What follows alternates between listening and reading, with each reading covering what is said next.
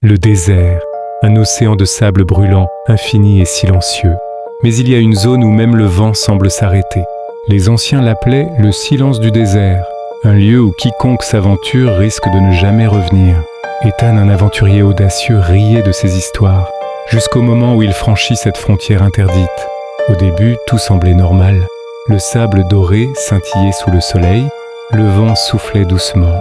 Mais à mesure qu'il avançait, les dunes commençaient à changer de forme, comme si le désert respirait et se déplaçait autour de lui. Le soleil disparaît derrière l'horizon et l'obscurité tombe rapidement.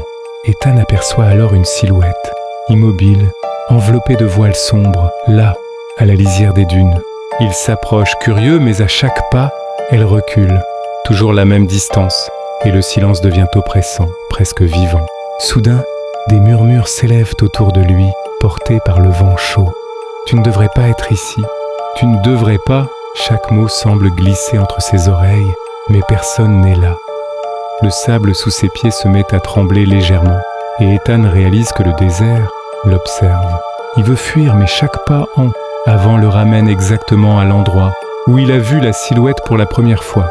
Puis, les ombres des dunes prennent des formes humaines, des visages sans yeux, figés dans des cris muets qui avancent lentement vers lui. Son cœur bat à toute vitesse. Ses jambes veulent courir, mais le désert s'étire à l'infini. Et alors, la silhouette disparaît. À sa place, un trou noir dans le sable, profond et immobile. Ethan sent un souffle glacé qui l'attire vers le vide, comme si le désert voulait l'engloutir entièrement. Il crie, mais aucun son ne sort. Le vent hurle autour de lui, et les murmures deviennent des rires froids. Inhumanes.